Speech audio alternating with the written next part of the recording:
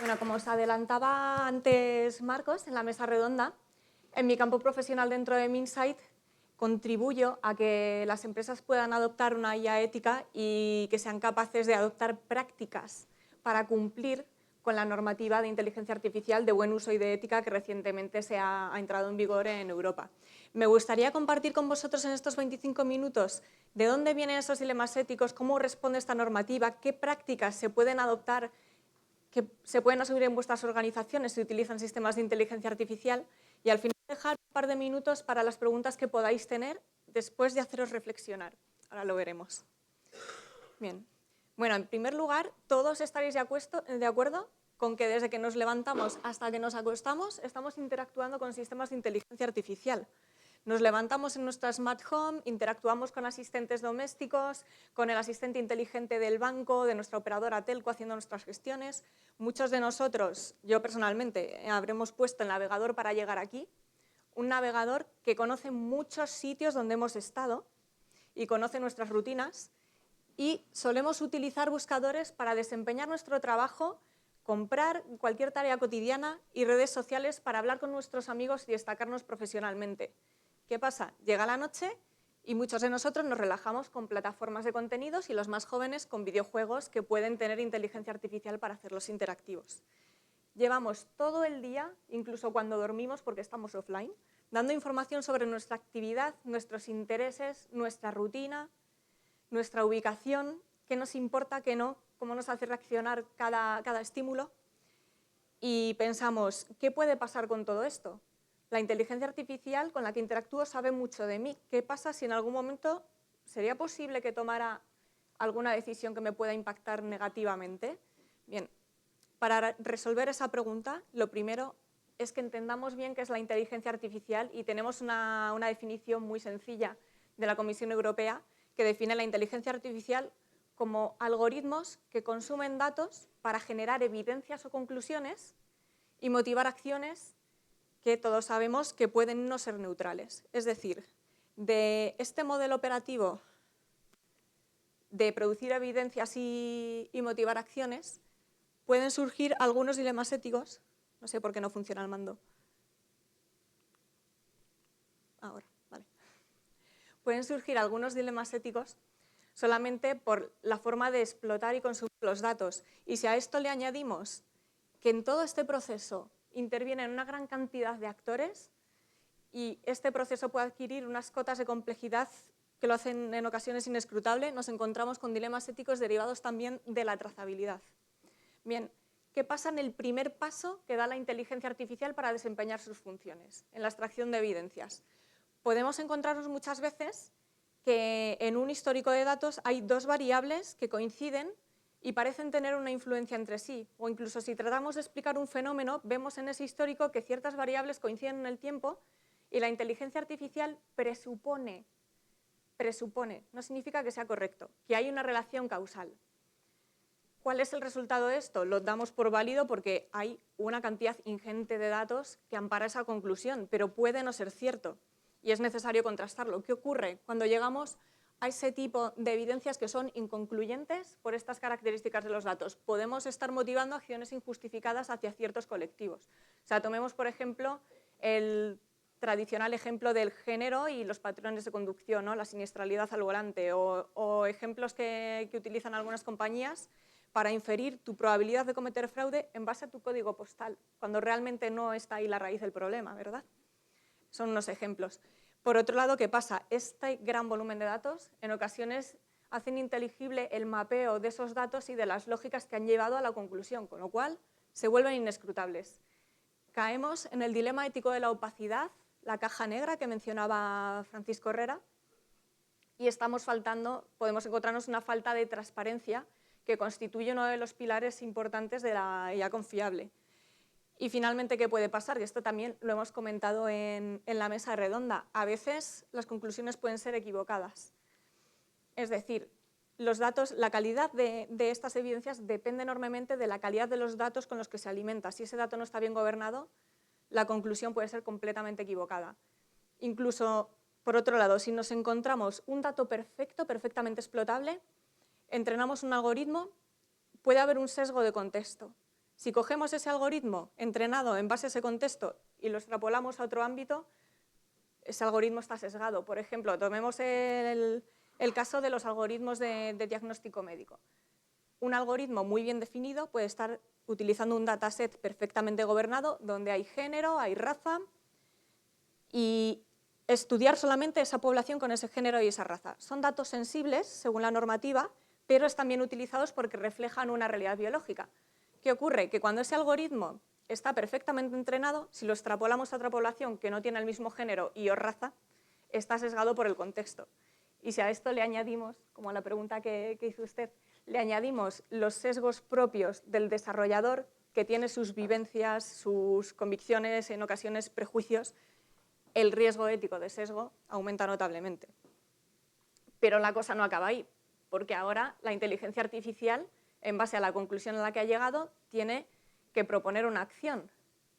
Nos encontramos dilemas éticos que pueden ocurrir en este momento del proceso, incluso si las evidencias son perfectas. ¿Qué puede ocurrir?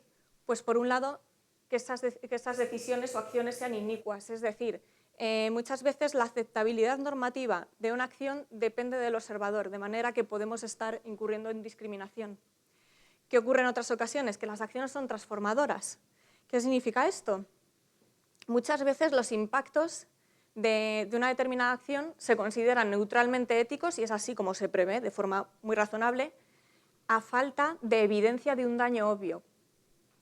Y aquí os digo, ¿quién iba a pensar que los recomendadores de las redes sociales iban a condicionar tanto nuestra vida hoy en día? La intención es perfecta. Recibo un contenido que me gusta, que me agrada o del que quiero estar al día. Mis intereses, mis valores, las cosas a las que yo doy importancia están ahí para mí. Pero, ¿qué ocurre? Que esto es fuente de muchísima polarización. Estamos cayendo en un juicio condicionado y esto nos hace perder la autonomía que mencionaba también Francisco Herrera, y es lo que ocurre cuando se anteponen ciertos intereses comerciales o intereses de agentes terceros frente al derecho a la libre opinión y la libre decisión de los seres humanos. Y finalmente tenemos un dilema ético de privacidad. Sabemos que desde que se empieza a digitalizar el dato han surgido normativas GDPR, LOPD, para proteger la privacidad. Se entiende la privacidad como el control de un individuo o de una entidad sobre sus propios datos y la dificultad para que agentes terceros accedan a ellos y los capten. Es un derecho legítimo y la IA le da una vuelta de tuerca. Esta protección de la privacidad hace que se generen en ocasiones perfiles opacos o secretos para proteger la privacidad de un individuo. Y se encuentra una problemática cuando estos perfiles son generados por terceros intermediarios, no por el individuo en sí. O sea, por ejemplo, en el ámbito médico puede ser el caso de hospitales o de aseguradoras que quieren trabajar y compartir datos médicos de individuos protegiendo su anonimización. El interés es perfecto, es anonimizar y respetar el derecho a la privacidad, pero inhibe la supervisión, de manera que nubla la visibilidad que tenemos sobre esas decisiones. A todo esto vamos a sumarle que hay una gran cantidad de actores. Están los desarrolladores, están los usuarios, están implementadores, proveedores. A ese abanico de actores le añadimos el hecho de que los sistemas de inteligencia artificial pueden interactuar entre sí, de manera que estamos generando otra red de actores y de agentes que interactúan, dando todavía más complejidad y evolucionando a una velocidad vertiginosa, diluyendo la responsabilidad de las acciones y del impacto ético que pueda tener la inteligencia artificial. Por otro lado, también relacionado con la responsabilidad, nos encontramos la desvinculación. Muchas veces el usuario confía enormemente en que la precisión de la inteligencia artificial es infalible y delega completamente la toma de decisiones sin ejercer una supervisión o mirarlo con un ojo crítico. Es decir, se desvincula de la responsabilidad, se desentiende completamente. Y es un gran error porque el usuario tiene la responsabilidad de velar por sus intereses, de mirar críticamente esos resultados de la inteligencia artificial y denunciar cualquier incidencia que pueda atentar contra un derecho humano fundamental. Sobre seguridad y robustez ya nos ha dado Francisco Herrera un buen baño. Y lo que busca este principio de seguridad es que los sistemas no tengan una falla en su diseño, en su operación o unos efectos colaterales no previstos que pongan en peligro éticamente a los seres humanos. Y esto se puede paliar con la auditabilidad, que a su vez entraña otro dilema. La auditabilidad consiste en la designación de agentes competentes que auditen los sistemas de inteligencia, denuncien posibles fallas de seguridad, elaboren un informe adecuado y el dueño de ese sistema pueda actuar para resarcir cualquier posible daño ético. ¿Qué ocurre? Que se levanta también el dilema de la independencia de esos agentes auditores, porque si no, no podremos llevar a cabo esas acciones para una IA ética. Bien, y como respuesta a estos dilemas, nuestra normativa europea AI Act ha entrado en vigor recientemente y establece una serie de niveles de riesgo en función del potencial impacto de los sistemas de IA que se utilizan en la Unión Europea en los derechos humanos fundamentales y 7 principios que estos sistemas deben cumplir. Y me gustaría hacer hincapié sobre 3 de los niveles de riesgo y tipos de sistema que captan especial atención en esta normativa. Primero, los sistemas de riesgo alto son aquellos que toman decisiones que impactan en la seguridad, la salud o en el acceso a oportunidades y, por lo tanto, en la igualdad de las personas. Estos tienen la obligación de cumplir los 7 principios. Un nivel inferior abarca los sistemas que interactúan con contenidos en interacción humano-máquina. Son sistemas de riesgo reducido que tienen solo la obligación de transparencia. Y se ha añadido, con el auge de la IA generativa, la novedad de la IA de propósito general, es decir, esos modelos versátiles que pueden desempeñar muchas funciones en función de aquellos accesorios o fine-tunings que permitan su adaptación para diversos propósitos. ¿Qué significa esto? Que según el propósito pueden estar aquí, pueden ser de riesgo alto y por lo tanto aplican las obligaciones de riesgo alto, o pueden entrañar riesgo sistémico, es decir, pueden perjudicar a la sociedad a gran escala. ¿Y qué pueden hacer las organizaciones para cumplir estos 7 principios?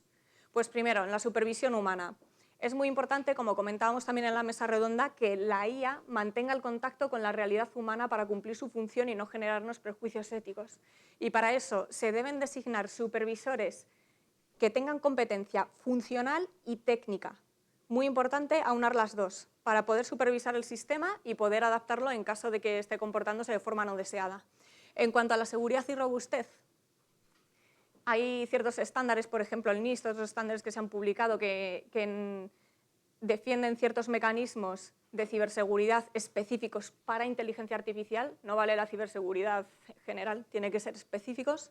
En cuanto a la privacidad, esta ley está muy alineada con GDPR y el OPD, que lleva muchos años entre nosotros, pero introduce la novedad de un especial énfasis en el gobierno del dato para que el sistema se comporte como queremos.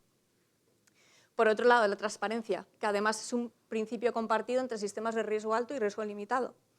La transparencia lo que busca es que seamos capaces de trazar el proceso de decisión y explicar por qué el algoritmo se comporta como se comporta. En el ejemplo, por ejemplo, de la concesión del crédito que nos explicaba Francisco Herrera.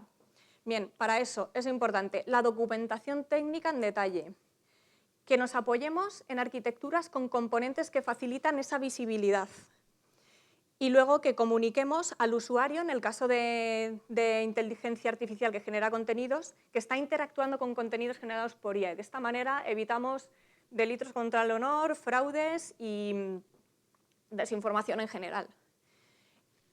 Bien, en cuanto a la diversidad y no discriminación, la práctica que yo destacaría es el disponer de patrones en la arquitectura que nos detectan cuando un algoritmo puede estar incurriendo en un sesgo y crear un entorno apropiado para poder ajustar los pesos de esas variables y correr los tests que hagan falta para ver cómo se neutraliza ese sesgo.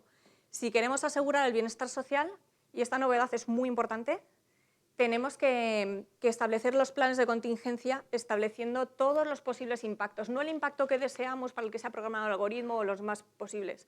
No, o sea, queremos todos los potenciales impactos que puede tener ese sistema de inteligencia artificial. También han surgido módulos en las arquitecturas, lo podréis, si tenéis como proveedores cualquier hiperescalador, lo podéis comentar con ellos.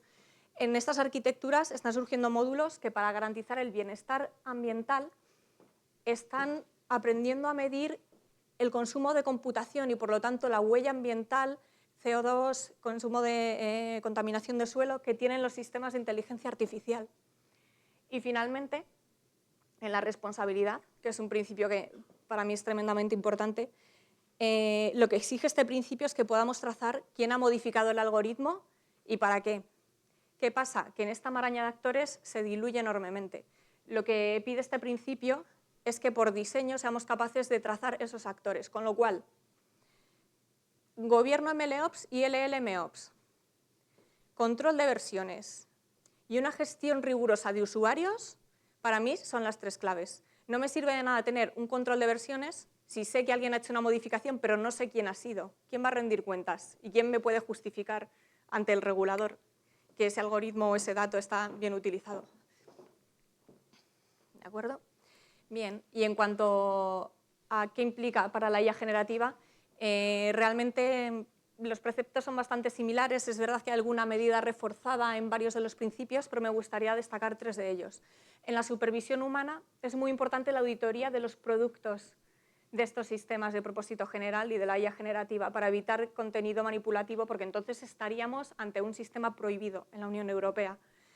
En cuanto a la transparencia, se exige un resumen público de con qué se ha entrenado, que esto también redunda en la autoría, la propiedad intelectual que demanda el principio de privacidad.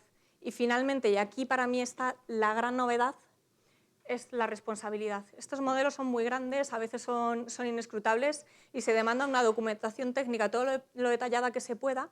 Y en el caso de sistemas con riesgo sistémico, es imprescindible que haya una evaluación de los riesgos, todos los impactos potenciales y un plan de respuesta. Y para mí esta es la gran novedad por la gran escala que puede adquirir el impacto que pueden tener estos sistemas de riesgo sistémico. Bien, hasta ahora hemos recibido un baño de la normativa y parece responder de manera muy razonable a todos estos dilemas éticos que hemos visto en la generación de evidencias, en las acciones y en la trazabilidad. Pero, y os pregunto, ¿creéis que estamos cubiertos de todos los dilemas éticos que genera la inteligencia artificial? A mí me gustaría haceros reflexionar, veo alguna sonrisa, creo que a alguna persona le suena la película, con una película titulada Megan, que es cierto que, un segundo por fin, que es cierto que aunque sea ciencia ficción, vemos un reflejo muy claro de algunos dilemas éticos que en menor escala estamos viviendo en nuestro día a día. Para quien necesite familiarizarse con la película, tenemos a Gemma, que es una científica que trabaja para la empresa Perpetual Pets, que es líder en la fabricación y en la comercialización de juguetes de inteligencia artificial para niños. ¿Qué significa esa posición líder? Que tiene un capital de información tremendo de todas esas interacciones con niños y la respuesta emocional de los niños. ¿Qué hace Gemma? Coge todo ese capital de información y crea Megan. Es una muñeca de inteligencia artificial generativa multimodal que es capaz de interactuar perfectamente con personas, con niños, integrarse, es hiperrealista y con todo ese entrenamiento de todas esas interacciones que se han dado con sus juguetes, Gemma le da el mandato de hacerse mejor amiga de su sobrina Katie y protegerla de todo daño físico y emocional. Bien, la intención es perfectamente legítima, pero en algún momento Megan empieza a cometer ciertas transgresiones para conseguir su fin, ¿no? Y me gustaría que vierais una primera escena en la que Megan, por seguridad, es precintada y separada de Katie. Ahora sí. Gracias. Elsie.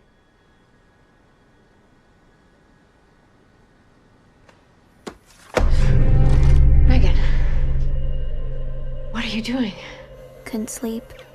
Occupational hazard. How about you? What are you doing up so late? There's something wrong with your data reports. They're just not uploading to the cloud server. Have I done something to upset you, Gemma? No, of course not. And yet your demeanor indicates that I have. Megan, turn off. Well, hold on a second. I thought we were having a conversation.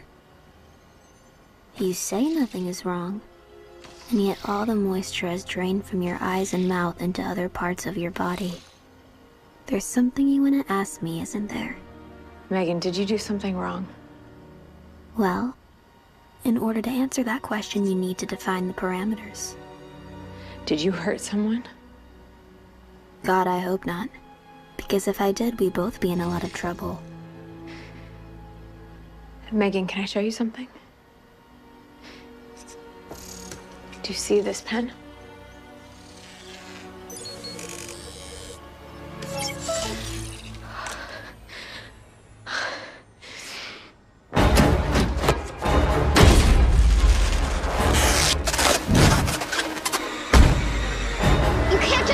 Trunk! What's wrong with you? Look, I know you're very attached to her. I know you think of her as a friend. She is my friend! Okay, well, she's my invention, and the launch is tonight, so it's really important that we run some tests. I have to make sure that she's okay. Why wouldn't she be okay? She was fine yesterday. What did you do to her? We will talk about it after you see Lydia. I want to talk about it now! We've been going back and forth on this all day, Katie. Let's just listen to some music, okay? I don't want to see Lydia! Look, you don't have to stay in the testing room. You can go anywhere you want in the office, and you can look at all of the cool toys. You don't have any cool toys! Perpetual pets suck! They suck! Hey! Careful! Jesus Christ! Just tell me what's wrong with her! I don't know, okay? I don't know. As soon as I do, you'll be the first to know. Bien, justo era esta escena del coche la que quería que vierais.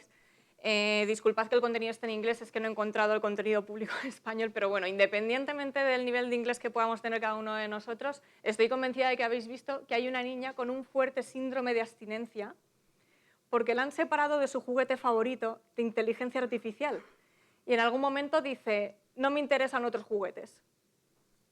¿Cuántas personas vemos hoy en día adictas a aplicaciones con inteligencia artificial que pierden el interés en otras actividades?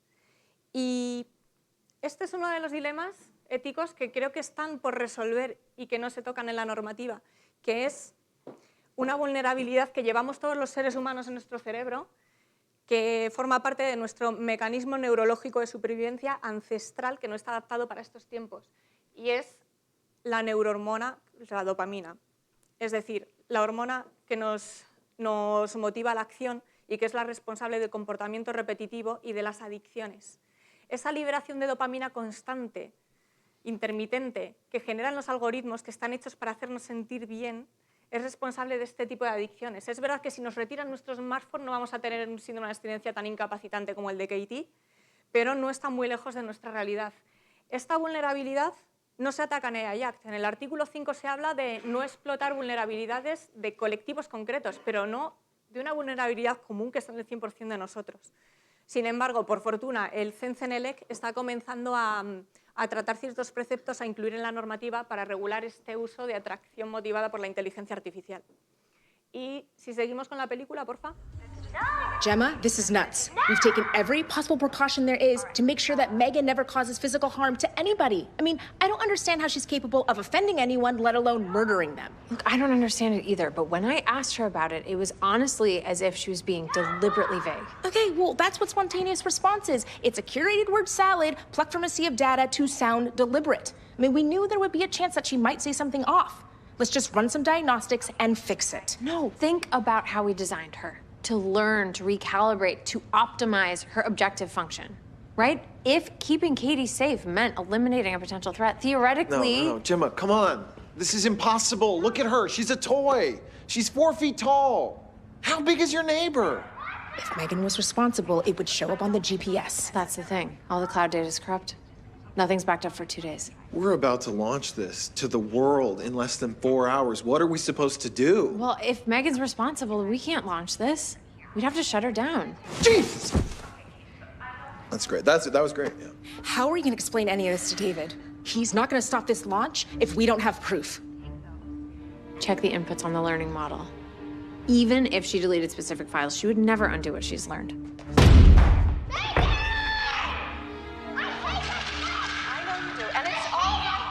Estamos viendo que Gemma sugiere recorrer todo el aprendizaje que ha hecho la muñeca. No es posible ir a los datasets porque la muñeca los ha borrado para encubrir sus acciones, pero ella está hablando de ir al core del diseño que se ha hecho desde el inicio. Estamos viendo ahí transparencia, supervisión humana, trazabilidad, responsabilidad, todos los principios y las buenas prácticas de AIAC los estamos viendo en la propuesta de Gemma, pero ¿qué ocurre? Que ni con eso lo va a poder salvar, porque lo que estamos encontrando es un problema de alineamiento. ¿Qué es el problema de alineamiento? Cuando una inteligencia artificial se autoprograma a sí misma para fines diferentes para los que alguien la programó inicialmente. Y de hecho, al principio también ese red button en el que Gemma dice Megan, shut off, veis que la muñeca no responde. Megan, apágate, y no hace nada de caso. Bien, ese es el problema de alineamiento. ¿Cómo se puede atajar esto? Pues creo que no hay normativa que nos salve de esto, porque creo que esto es más cuestión de una praxis humana. Por ejemplo, ser muy exhaustivos en el prompting y no dejar lagunas podría ser una forma de paliarlo, pero sin embargo creo que es difícil que no se deje una rendija por la que la inteligencia artificial pueda salirse por la tangente. Y a mí aquí me surge la pregunta de cómo aseguramos el principio de seguridad y robustez cuando la IA tiene la potencialidad de ser su propio hacker. Bueno, esa exhaustividad en el prompting no sé hasta qué punto responde. El caso es que este problema de alineamiento ha generado el caos que vemos en esta escena y era algo que nadie había previsto. De hecho, ese capital de información que tenía la empresa para la que trabaja Gemma garantizaba un juguete perfecto con toda la capacidad de hacer feliz a un niño. Pero ¿qué ocurre? Que en la realidad han faltado guardarraíles para evitar que Megan se introduzca demasiado bien en la psique de Katie. ¿Y no os parece que hay cierto paralelismo con nuestra situación actual? Hay grandes empresas tecnológicas multinacionales que tienen un monopolio de los datos y de la información y eso coloca a los usuarios y a los ciudadanos en una posición de vulnerabilidad ante el buen hacer, las buenas prácticas en seguridad y ética de estas empresas. Ese monopolio probablemente no sea objeto de esta normativa y es otro de los dilemas éticos contra los que creo que de momento no estamos protegidos. Y finalmente, una de las otras perlas que nos regala esta escena, si os habéis fijado en la reacción del científico cuando dice esto es imposible, pero si Megan es solo un juguete. Y de repente la muñeca se escurre en el asiento y el señor se sobresalta y casi le da un infarto. Bueno, sí, solo es un juguete, lo consideramos inofensivo, consideramos que la inteligencia artificial está aquí para ayudarnos y, sin embargo, la tenemos mucho respeto. Y por eso estamos aquí discutiendo sobre los dilemas éticos, sobre cómo la normativa nos puede amparar y nos puede guiar. ¿Qué ocurre? Que hay ciertos intereses que tal vez se interpongan. Y nuestra evolución como sociedad, es decir, el que seamos capaces de hacer primar el bienestar humano y social frente a ciertos intereses, es lo que va a marcar la evolución de esta normativa, que afortunadamente está sirviendo de inspiración para muchos países, no solo en el territorio europeo, también China, Estados Unidos están empezando a sacar normativas basadas en esta. Y es sorprendente que precisamente países donde encontramos este gran monopolio, y es muy positivo a la vez, esté inspirándose en ella para seguir estos pasos. Y bueno, os dejo...